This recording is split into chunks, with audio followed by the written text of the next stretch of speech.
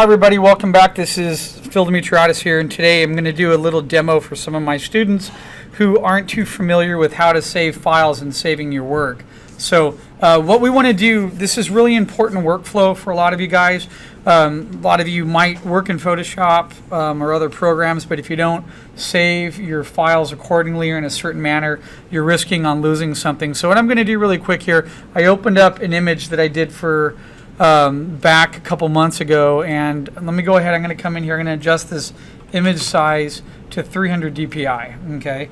The reason why I'm doing this is I'm going to pretend that this is an image that I just finished painting, and we're going to talk about how to save this image in the proper structure and format. Okay. So technically speaking, I just grabbed this off the internet, but we're going to pretend that I have lots of different layers here, and this is a layered file. Okay, so really quick, let's leave this for just a second. Let's come back here. This is what you should do for this class. You should have a file, a folder on your desktop that's labeled the title of the class. This is Digital Art Intermediate Painting 136. So this should say Dart 136. When you open this file, you should have another file inside there that says 1. This is our first assignment. If you open up 1, under there you should have 4 more folders that are there. You should have email, JPEG, print, and working. And I'll get to that in just a minute. Okay. So when I come back here and take a look at this, this is my main painting file that I'm working on, right? So if I want to save this, this is my working file, right? It has multiple layers. Okay, and it's going to be a lot larger in size. And if we come back here and look, remember image, under image size here, this is a 300 dpi file. Look at what size is it right here. This is 53 megabytes. Sometimes if I'm working for clients or doing a backdrop, they might ask for a file to be 14 by 36 in size at 300 dpi. That might be a 100 megabyte file size. Okay, it's important to understand what is the image size. So right now this is 53 megabytes. Okay, I cannot email this file to a client yet. It's way too large. All right, so what we're going to do, I'm going to come in here, I'm going to save this in my file, save as, go to my desktop, right, and I'm going to pull up Dart 136, assignment 1, I'm going to go to working. When I work on my files, I like to save them in steps. I'm going to call this 01, okay, and then it's going to be PSD, so I'm going to hit save. All right, so let's say I'm working on this file for another hour. I'm going to come back in and save again. How do I want to save? Don't save as 01 again. Come back in and save as the second version. There's a reason for this. I learned this when I was working in entertainment modeling in Maya. We saved in steps. Why do we do this? If you save in one master file, and if anything ever happens to this file and it becomes corrupt, it's gone. And if you make one mistake, it's gone. By saving in steps like this, I have all the different versions available. So watch. Let's say I do work for like another half an hour. Let's say I go into my image. I'm adjusting something, right? I'm going to come back in here, File, Save As. So an hour and a half goes by, or an hour.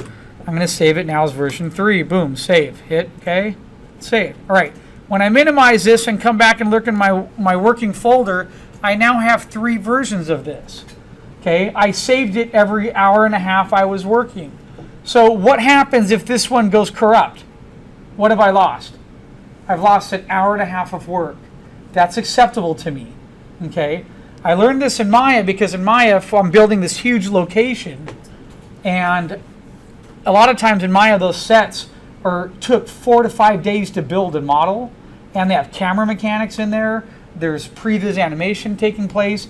If I lose one set, you were looked at as an idiot because you didn't save backup. So this was a really good practice that I learned in the studio environment for saving with 3D, but it absolutely applies to working in 2D. Okay, so now as I'm working at any time, if I come back in here, a couple things. Number one, I could go down to lists and I could see, I can do lists with details, by the way, and I could see what files in what order, what I saved last, and I can even have the date and time stamp on there. So if I click on here under details like this, I love this because I can see when I saved the file, the date and time that I saved it, and the increments in front of there. Okay, this is great because sometimes if you make a mistake and save over, Jungle 2 is, Jungle 2 by accident, you can still look at the date and time and get the most recent file. Okay, Now that that's done, let's say I've worked on my file for multiple hours, let's say for the past 4 days, right? I have 90 hours invested into this work. I need to get it to the client. Look up right now. It's telling me the size of that file. It's 73,945. Okay? If I open up Photoshop and I come up here and I go under image and image size, it's telling me that that is about 53 megabytes, okay, with a little bit of coding in there. And my file right now is 9 by 22 inches, 300 DPI. Well, I can't save that, so what I have to do, I can't send that to a client. I have to resave this now as a JPEG. So watch what happens. If I come over here and say File, Save As, okay, and I'm going to tell this to go to JPEG. I go down here, just do JPEG right there. Okay, I'm going to tell it where to go. So I'm going to come back here. So remember this layout here. I went under, actually let's just do it this way. Let's go back to desktop. And if I come back here, there's my folder, assignment 1. But now I'm going to save it as a JPEG right here. Do you see that? So when I click on this and I tell it to save, it's Jungle of Tunisia Final 03. And I hit save. What it's just done is it's flattening all the layers for me. Photoshop does bring this option up and ask you if you want to save it as real low res. I don't like this. I don't trust Photoshop because I like to de-res the file myself to a smaller size that makes sense.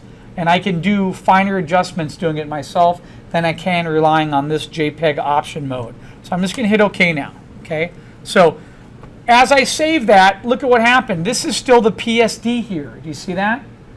When you do a save as, it saves the file as a different format for you in another folder, but I'm still working in the main Photoshop file right here. Okay, really click. I'm going to close. I have some other files here. I'm going to close these right now.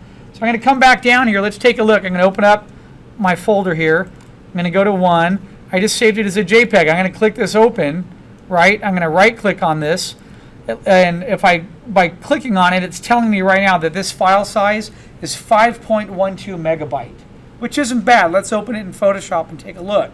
So as I bring this over here, oops, drop it on the icon, it brings it in as a new file into Photoshop. So it opened it right here, and you got to look at the labels. This has JPG in it, right? So if I come down here and go under image, and I go to image size, okay, hold on a minute. So there's PSD, right? Image size, that's my original. It's 53 megabytes, okay? Now here's the JPEG.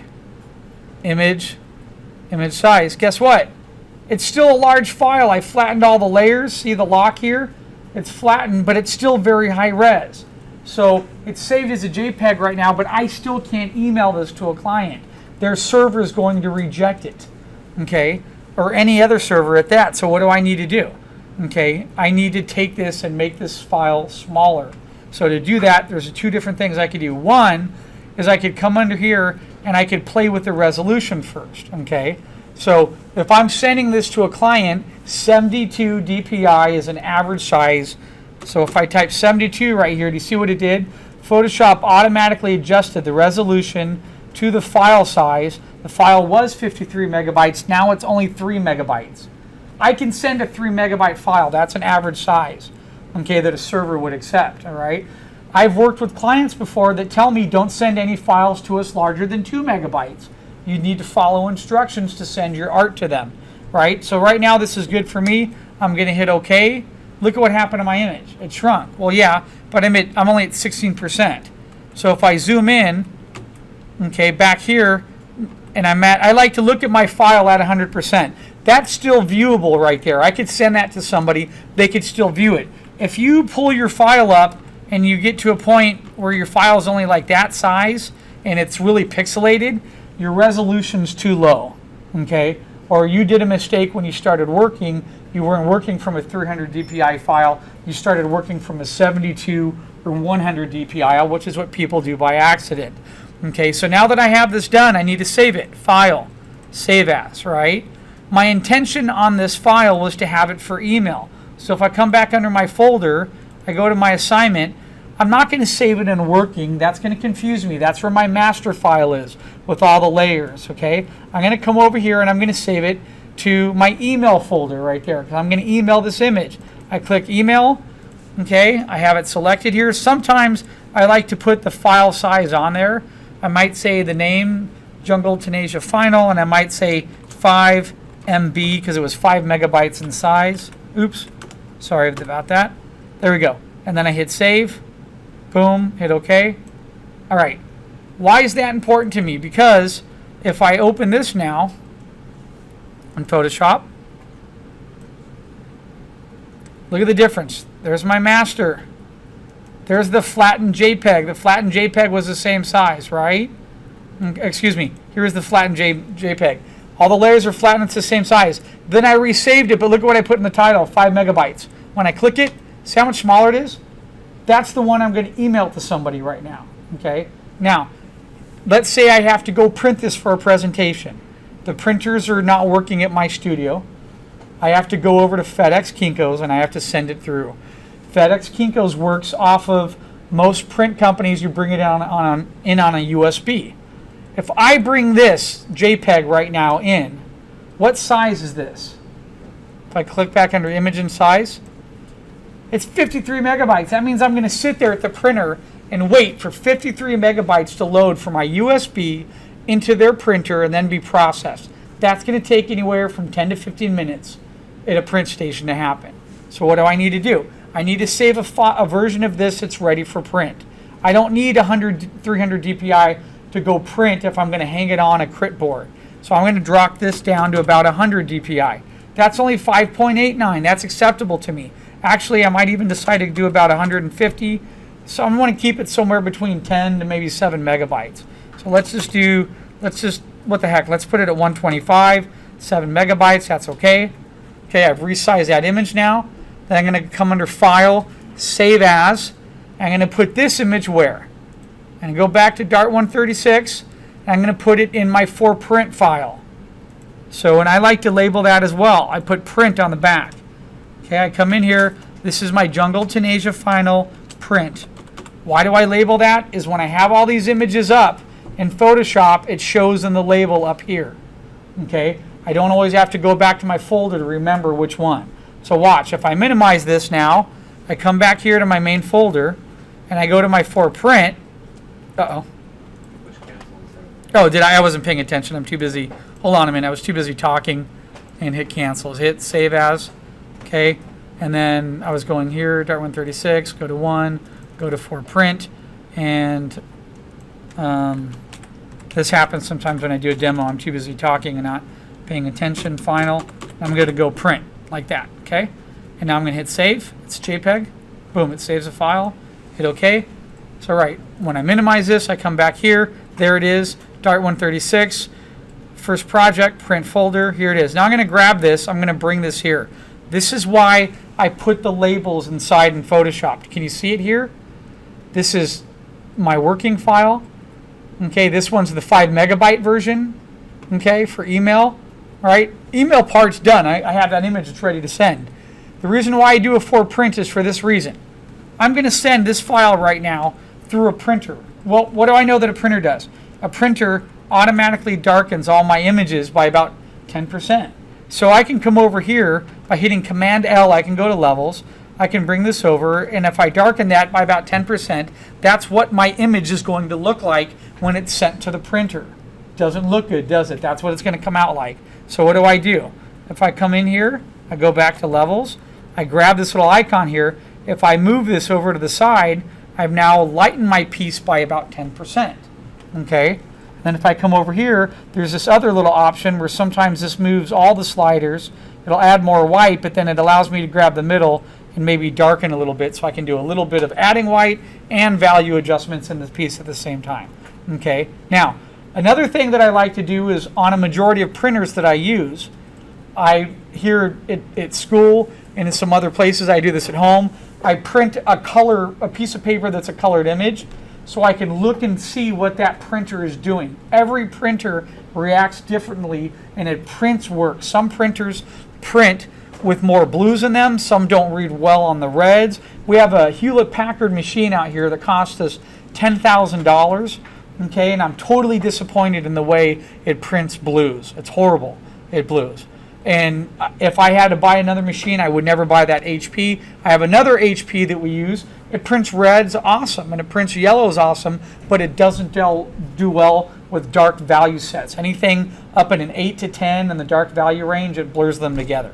Okay, so let's say I have the value. I've adjusted the light on that value, right? Let's say I'm sending it to a printer, and I know that I might want to adjust, let's say, the blues in here. Let's say my printer tends to blue things a little bit more. So by hitting, I have the hotkey for color balance, Control B, I can bring this up and go, well, if it's going to print more blue and it's going to make my image look a little bit more like that, what if I come over here and then I do the opposite of that? I add a little bit more yellow, so when it prints the blue, the image matches here in the middle, okay? If I'm printing out work to put on a crit board, it might take me 3 or 4 prints to get the image to look the way that I want. Welcome to the big argument and the difficulty of transferring your work from a digital format onto a piece of paper to show to a client. Everybody has to go through this. Okay, so let's say I decide to put a little bit more yellow. You'll notice in the color balance option, I have shadows, midtones, and highlights. I might decide, well, hey, I added a little bit more yellow in there. Okay, what if in my highlights I want there to be a little bit more orange, let's say. So I do a little bit more this way in yellow, and then I come over here and I grab a little bit more in the red, and that's yellow and red or the orange, right? That's now adding in. You see it got a lot more orange right in the center here. I put a little bit more orange in there, okay? Now that that's done, I hit OK. I come back, let's just check image size. This is only at 115 resolution. It's a smaller file. It's ready to go to print. I hit OK. And then what I'm going to do is I'm going to come over here and I'm going to save this. And what folder is this going into? Here's my key folder for the class, right? Okay. And exactly, this is going to be my for print. So here's Dart 136. Okay. Here's one. Here's my print folder. I'm going to go in there. And now I've modified the original, right? What I like to do is put the words at the end, REV1, which stands for Revision 1. Sorry, I can't type today. I'm too busy looking. There we go. REV1. And hit save. Boom. Hit OK. Why did I do that? Because now if I go to print this and I realize I put too much yellows in, I could come back to where it was before, save it again, and then save it as revision 2. Does that make sense? Or what if I show this to the client and they like it and they go, hey, can you print me out a copy of that? But I want a little bit more blue in there. I want it a little bit darker. I can go back to my master. Okay, not the master file, but I can go back to the original. This was the original here that I started with. So hold on a second. If I go to extra large icons, you can see that's the one that I started with, right? Here's the one where I added more yellow and a little bit more orange in there. I have 2 different looking images now. This is extremely helpful because if you're sitting at FedEx or another station or store to print, okay, you have the ability now, you don't have to go back to your working file every single time. All I have to do is come over and take one of these images. So if I show this to my art director and he said, you know, Phil, I'll just click it open real quick. There's just too much yellow and orange in there. We don't like it. We want more blue. We love blue. Blue and green. That's what we want on the show. So now I can click on this image. I can come back. Let's go to Photoshop real quick. Okay, so look, there's revision 1. I'm going to close that. I don't need it anymore. This was my working file, and I could tell because it has all the layers, right? I don't need that right now. I can close that.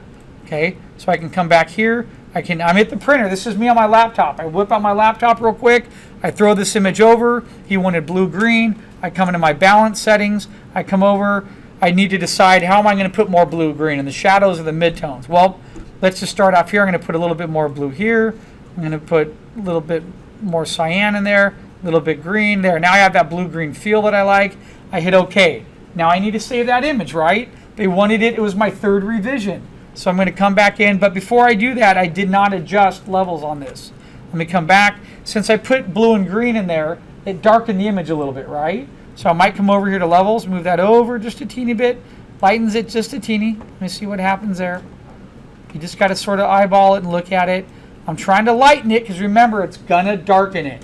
And a lot of you guys are going to experience this once we move from this first project and we start painting our own environments in tonal sets, okay, with our own subject matter. You're going to be responsible for interpreting that image to the printer and printing it correctly, okay? That looks good. File, save as.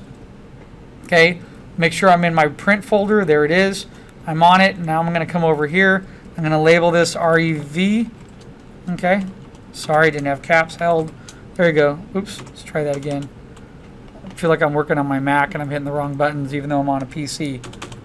Okay, so caps lock REV revision 3 save. Boom. Hit OK. So now if I come back here and look, there it is. There's revision 3. This happens all the time where clients want you to resend something. Something else I do with a couple clients, if I'm doing new freelance with somebody, one of the first questions I ask them is when I send you my work to the art directors, the directors, or anybody else, how are you viewing my machine? What are you viewing it on? I mean, excuse me, my work. What machine are they using to view all their work? Are they using a projector? Is it a digital projector? Is it a VGA projector? Are they viewing the work on the Mac or a PC? There's a difference. Macintosh computers have a coding in it that pretty much matches the image that you have up on the screen. It's a color correction system, right? PCs don't have that. So if I'm working, I have a PC at home and a Mac. So a lot of times when I send something out, if I did it on my PC, on my Cintiq, I always open it on my Mac and I check the colors to make sure they're looking the way I want them to look. If you open any of these images right here on a Mac or PC and it's from opposite machines, it's going to look different. It's going to look darker.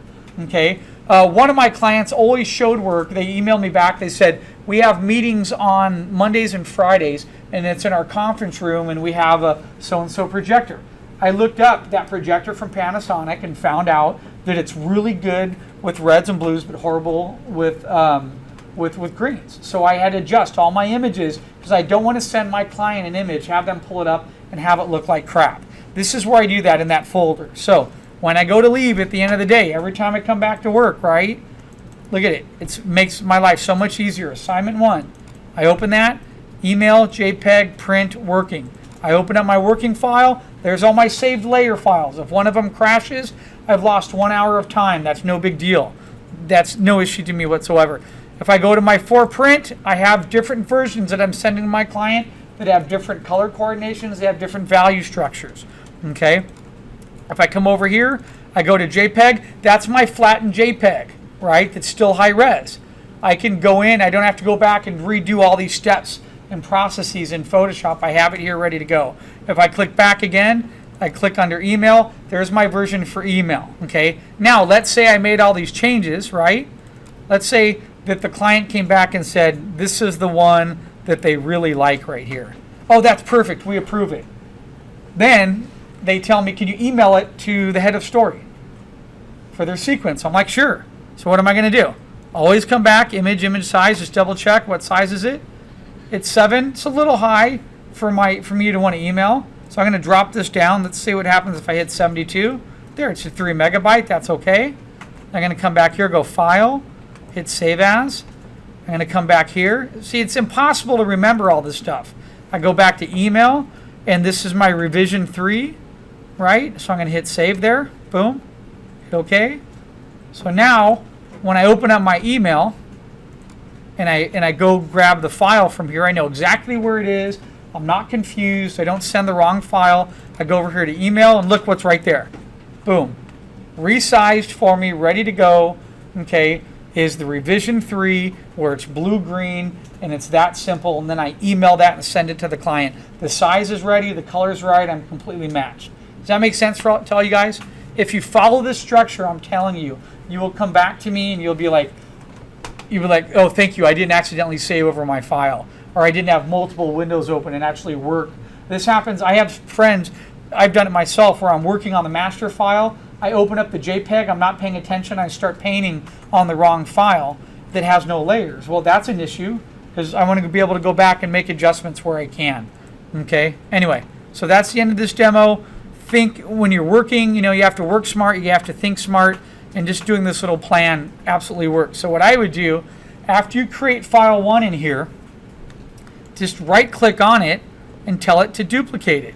Copy and paste this folder right here. Okay, copy. And then what I'm going to do is paste. Now I already have work in it.